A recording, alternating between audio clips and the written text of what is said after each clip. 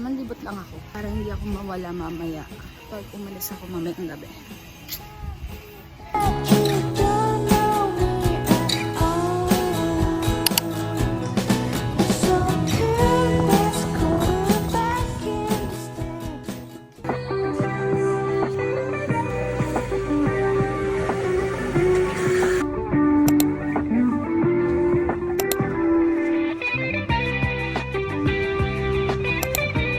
So yun guys, pupunta na ako sa beach dahil magsa-sunset.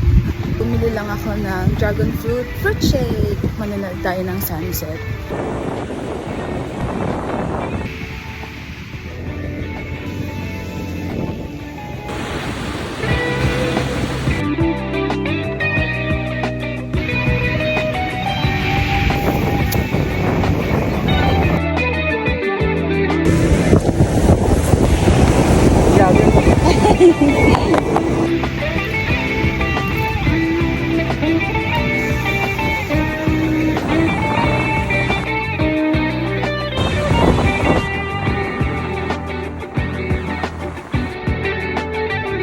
Love being single.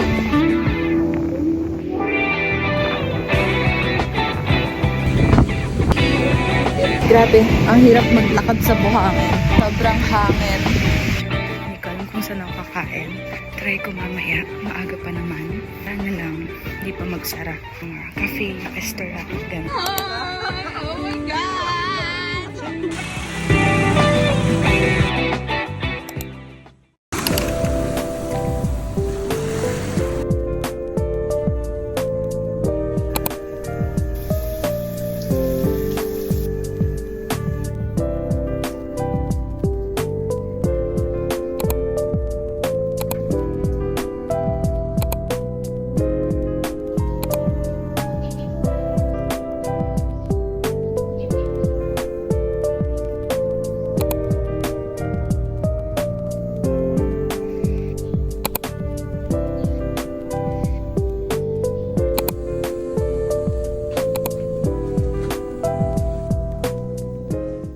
Guys, medyo nalita ako ng gising. Sabi ko 5 AM dapat gising na ako. Pero guess what? 6 AM na ako nagising. So naligo na ako. Pupunta na ako sa beach para habulin yung sunrise. So yeah, this is my outfit for today. Alam nyo guys, isa sa pinakamaganda pag maaga ka, walang gaanang tao. Ikaw lang mag-isa. Siyempre, yung iba dyan, natamad maging morning person. But tayo, ilalaban natin ang pagiging morning person. Hindi ko man abutan yung pinaka-sunrise. Promise talaga bukas, ilalaban natin B. Because tomorrow is my last day. Ayun po.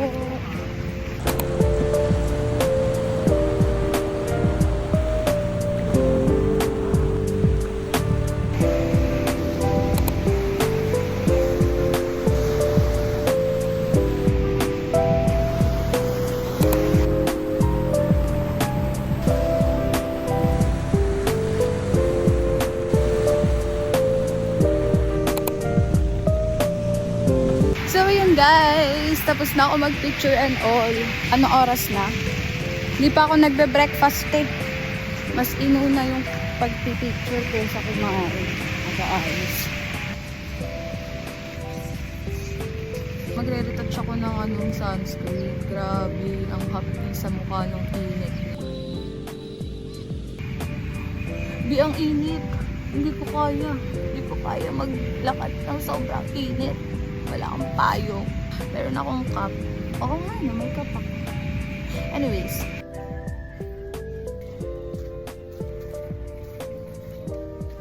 Sa Nacho Day, mas inunang mag-picture-picture kaysa kumain.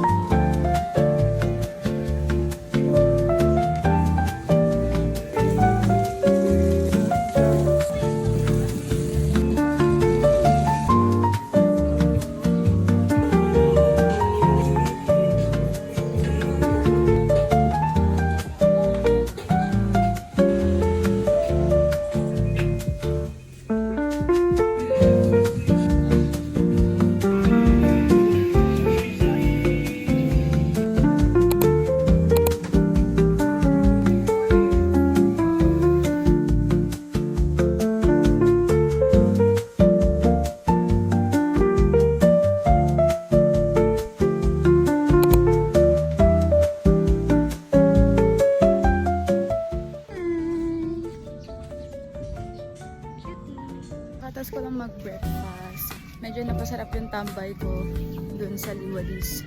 Tama ba yung pagka-pronounce ko? Meron akong gustong puntahan, which is yung Honu Cafe. Near siya at the same time. Sabi dito lang, pero hindi ko alam kung saan banda yun. But anyways, pupunta muna ako sa hostel para mag-recharge.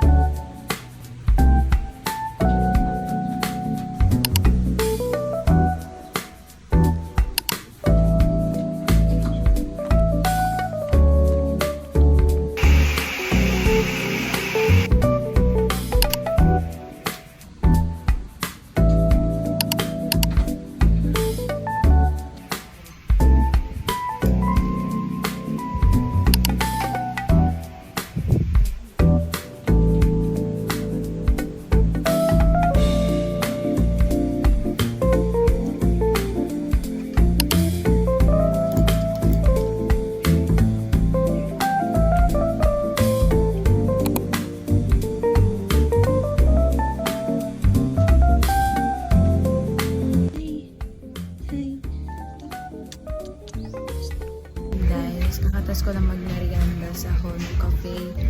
And there is smokey balls is 10 out of 10. Sobrang sarap ng baconawa tail nila.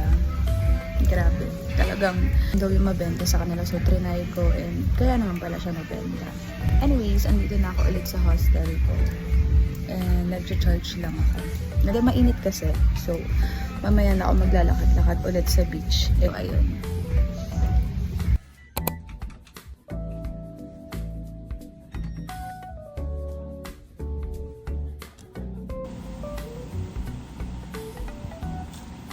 Guys, so nakatas kong maligo kasi sobrang init, di ko kinaya yung init sa labas. Nag-ready na ako para pumunta sa beach dahil syempre magwo-watch na naman tayo ng sunset. And ayun, nag-ayos na ako sa baba kasi mas maliwanag doon. So inisip ko pa lang na uuwi na ako bukas. God, nalulungkot na ako agad kasi back to normal, back to reality, etc. etc. Anyway, so ayun na. Sobrang ganda na itong travel pouch na nabili ko. Sakto may sampayan dun sa city. Pwede mo siyang sampay like ganyan. Kung kunin mo na lang yung mga kailangan mo. And ayun, ililink ko na lang. So ayun guys, I'm going to the beach now. Fresh na naman tayo. This is my outfit. Just a simple one. So ayun guys, I'm on my way sa beach. This is my OOTD.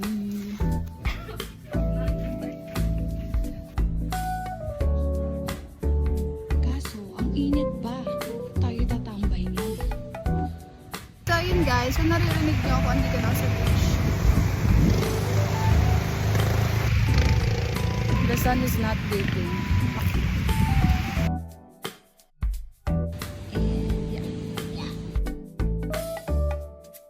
Hi guys! So ayun, ito ako sa may tapat ng beach. Medyo mainit pa siya, so nag-decide ako. Nagmerienda na naman, no? Opo. Alang katapusang kain. I'm just waiting here. Mamaya kapag medyo hindi na mainit, papwesto na ako sa harap ng beach para manood ulit ng sunset. So yun guys, dumating na yung order ko. Nag-order ako yung takoyaki and then mango siya.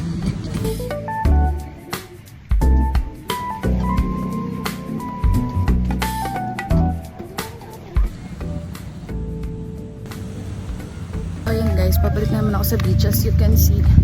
Dahil tinawag ako ng kalikasan. Kung doon pa sunset, doon pa tinawag talaga naman, oo.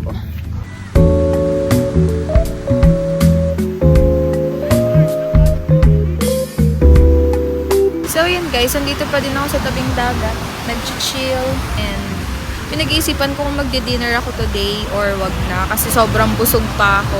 Susulitin ko lang tong gabing to dahil last day ko na tomorrow. Ako napapalipasin yung gabi ko, guys. Anyway, sobrang nag-enjoy ako sa sunset kanina kasi sobrang ganda niya. As in, ang ganda niya, te.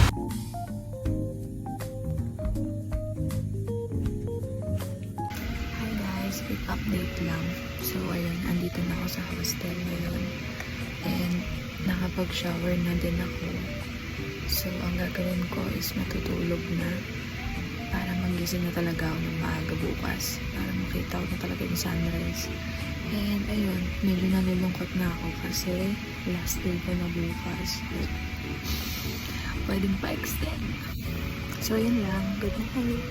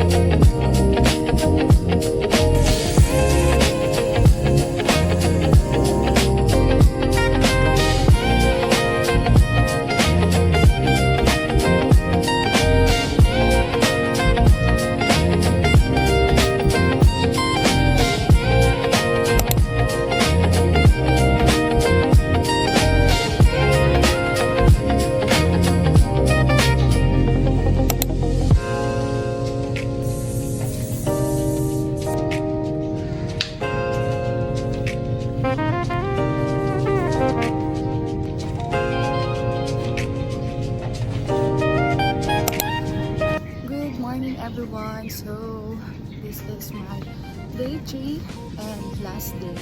I'm sad. Sobrang sad kasi last day ko na. On the way na ako sa beach. Hahabol na naman tayo sa sunrise. Na oras na ako nagising, mga 5:47. Ganun. Kung kailangan natin humabol. This is the last day. Sobrang okay kapag maaga ka. Kasi walang takot. You can do whatever you want. Anyway, malapit na ako sa beach. Take ko kayo ulit dito. Oh my God. Wala pang tao. Good morning po. Ay. Good morning po.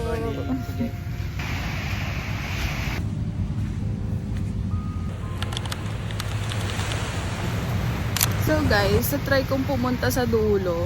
Tignan natin kung anong meron doon para doon tayo mag-take ng photo.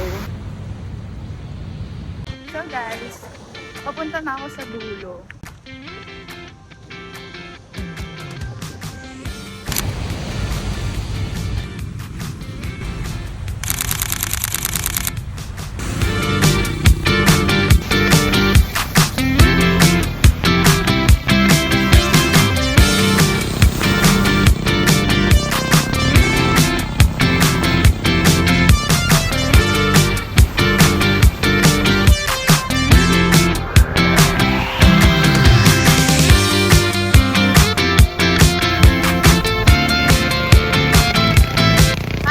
quick update lang. So, I'm done in everything. Photo shoot, video shoot, and all. And, ayun, medyo trick na si Mr. Sun kasi it's almost 8:30.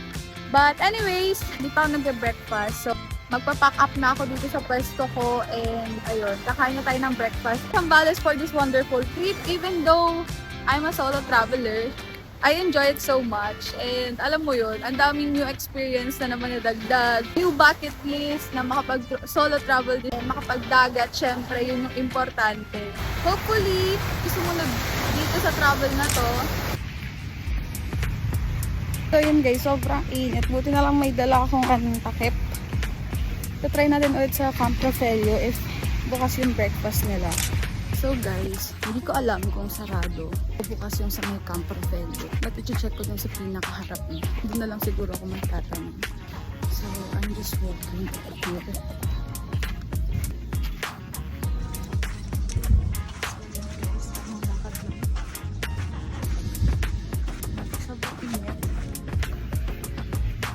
So ayun guys, andito na ako sa Camp Rofelio.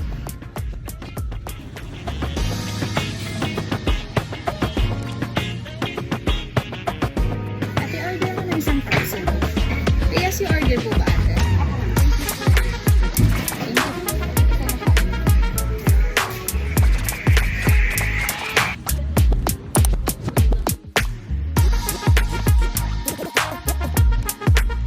Nandito po din ako sa Camp Rofelio and kakatas kong kumain.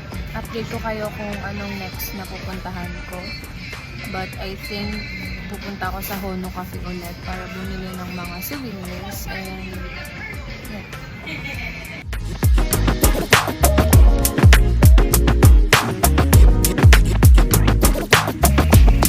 So ayun guys, bukas talaga sila. Mali ko lang, sa may beach ako dumadaan. Doon ako sumisilip, which is sa likod. And sabi ko, this time, itatry ko na dito sa harap pumunta. Ayun, open sila and nakapag-breakfast na. So, yun, gusto ko magkape, pero natatakot ako. Pabiyahe ako, baka biglang sumakit or magloko yung tiyan ko.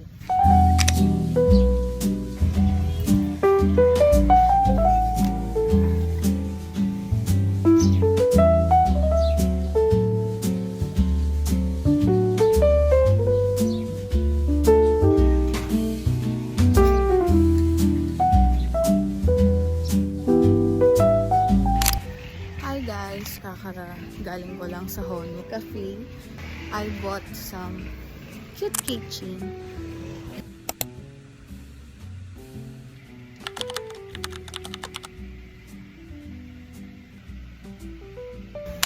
Hi guys, Jazzy here. So, quick update lang. Ayun, nakaligo na ako. And I'm just waiting the time para mag-check out kasi 12 PM pa yung check out ko. Umaba na ako kasi dito na lang ako mag-aantay kaysa sa loob.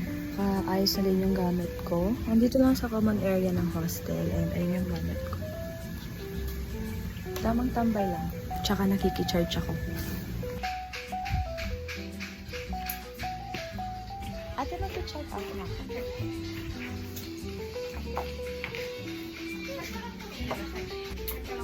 Sige pa. So ayun guys. Nakalis na ako sa hostel. Para kang pinalayas ng magulang.